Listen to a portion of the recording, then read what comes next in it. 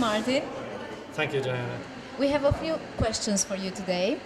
First of all, what does Open Innovation 2.0 mean for you? Okay, well, Open Innovation 2.0 we think is a new paradigm of how we innovate and actually how we all innovate together. And the context for it is that we have multiple disruptive technologies all showing up at the same time, and it's creating a chain reaction of change. And we have a choice: either we can react and let it happen to us, or we can take responsibility and proactively create the kind of future that we want. So Open Innovation 2.0 here in Cluj, we're starting to share actually the first elements of what we call a pattern language, which are patterns that can be used to actually help successfully innovate. So when we talk about Open Innovation 2.0, this is a new primordial soup. It's actually bound by digital, it's enabled by digital, and it's actually fueled by digital.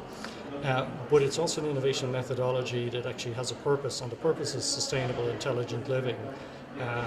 Using digital technologies, we can find innovations that actually improve economic growth, improve quality of life, but also reduce environmental impact and actually decouple the growth from resources, which is hugely important. What did you discover here in Cluj-Napoca? Well, first I discovered actually a really vibrant city, a community that has very much embraced Open Innovation 2.0, and I look around and actually I see things booming, I see enthusiasm, I see energy, I see a city with a purpose. And then on top of that, many people have travelled from very far to come to Cluj.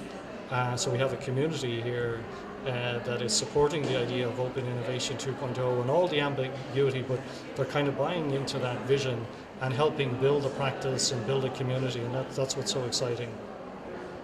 And could you explain us how you integrate this concept in your day-to-day work? Great question. And how do we make it concrete? Because if this is just a theoretical framework, there's no point in it. So what we're sharing here, we have been at the Open Innovation Strategy Policy Group for the last 6 or 7 years. We have been looking at what has worked, what has caused failures, and we're now distilling them into patterns. And we think the probability of success in ecosystem innovation, or taking a very large societal challenge, are substantially enhanced by taking these approaches. So for example, there's a pattern around shared purpose. And the mayor of Cluj, in a walk this morning, he talked about a shared vision for Cluj, and this is the complete starting point for success. If you don't have a shared vision in an ecosystem, or where you want to drive a structural change in the industry, then your chances of success are very low. So you start with a shared vision, you try and articulate what could be the shared value, and in Cluj's case, what could be the shared value of Cluj advancing for the citizens, for the city, driving economic improvement, well-being improvements, etc., and similarly for industry. And then we've identified some patterns, for example, data-driven innovation, agile production, industrial innovation, but two fundamental patterns are platform and ecosystem. So what we know is that the unit of competition has changed, so it's no longer how good my organization or how good Cluj is as a city, it's how good the ecosystem is. We know it's no longer about the product, it's about the platform. So what is the platform you need to have in place? So two of the fundamental platform or paradigms and patterns of this new innovation methodology are choosing a platform and managing the ecosystem and orchestrating the ecosystem. So there's some very practical steps you can take. Another pattern is around designing for adoption. So thinking about, okay, how unique is my innovation? Can it be ubiquitous? What's the utility? What's the user experience? Are the users involved? And usability. And you can look at a new innovation and assess it against these 6 criteria and say, either it has a good likelihood of success, or actually it's doomed to failure, and then you save yourself a lot of money. But as you're thinking about the innovation, designing for adoption in mind is hugely important. And I think that's one of the hallmarks of Open Innovation 2.0. So I think there are plenty of practical things you can do to make this concrete real. And we know innovation is very risky, and ecosystem innovation is even more risky. But when it works, you get this multiplicative effect because everybody's working together. And the analogy of app developers who are working with an app store platform, everybody wins if you get more apps, more users. So you create that momentum, and it's unstoppable.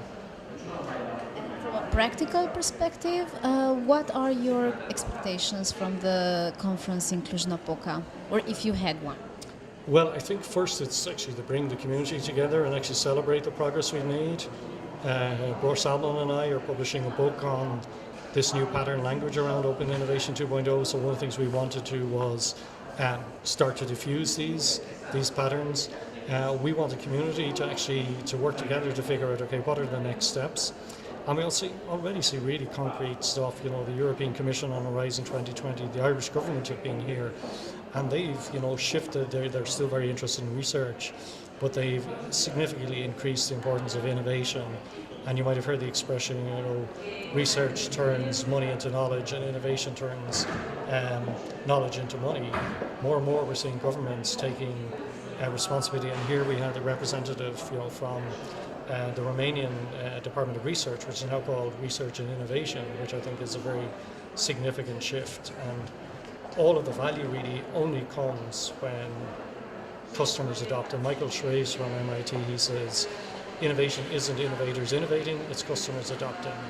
And a big focus of OI2 is really on adoption. So we need to think about actually the paradigm here as well and drink our own champagne. And so how are we going to drive adoption, further adoption of Open Innovation 2.0? And it is happening by osmosis, and people are seeing results. And you know, the most powerful way of actually, you know, communicating an innovation is through your network. If we go to theory of, say, the Bass diffusion equation, which is a way of looking at how do consumer goods actually percolate through a society, there's in innovation index or coefficient, and there's an imitation coefficient. And what's much more important is not the level of novelty, but it's the level of peer recommendation that happens. So if I recommend to you a product, or it could be an innovation paradigm, that's much more powerful than you seeing an ad or being aware of the uniqueness of something. So we want to work on a plan here that will figure out, okay, how do we drive the next level of awareness and the next level of adoption of Open Innovation 2.0. So it's a stone that has been popped in the lake, and it's rippling out, and we're pleased to see how it's developing so far.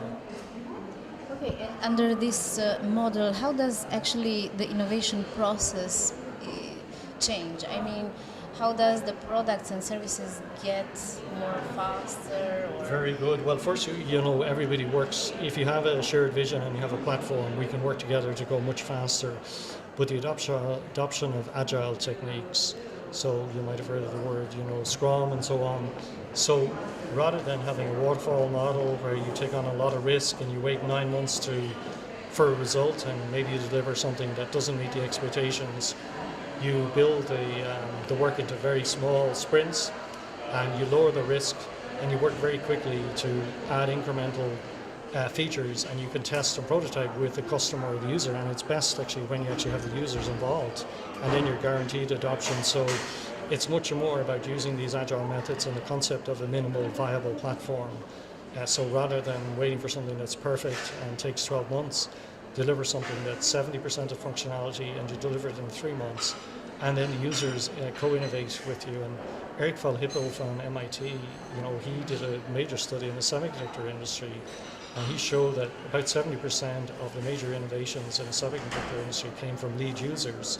So not from the research labs of the companies, but from ideas and needs that came from users and customers. So the benefits, we get alignment, we get agility, we get amplification, and we get acceleration, and we also get risk attenuation. We can talk about they're kind of the five A's of using Open Innovation 2.0, and it can be used for a very large structural problem like fixing, you know, modernizing an energy grid or a transportation system, or it can be used actually for driving ecosystem innovation. I have this really cool idea about how I could, you know, create an ecosystem and platform and have people working with me, and the principles are equally applicable there. And today we have also another event, the Innovation Luminary Awards Gala.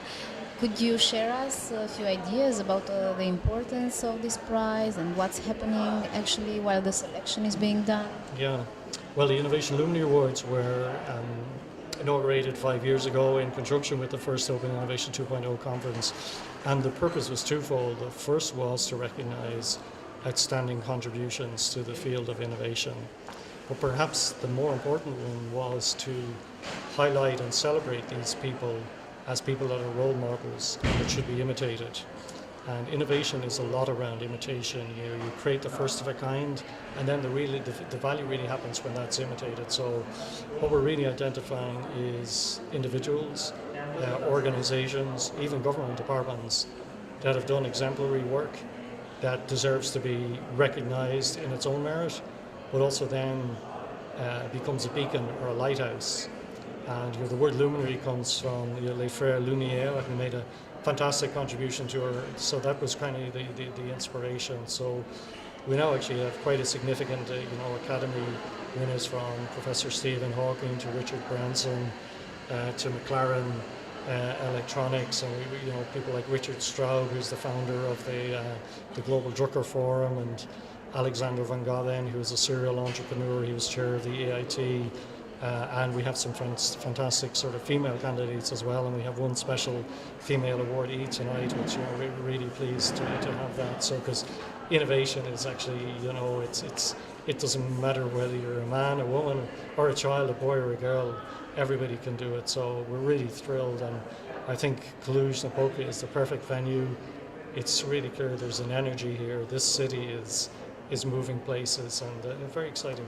Thank you very much. Right. Thanks, Diana.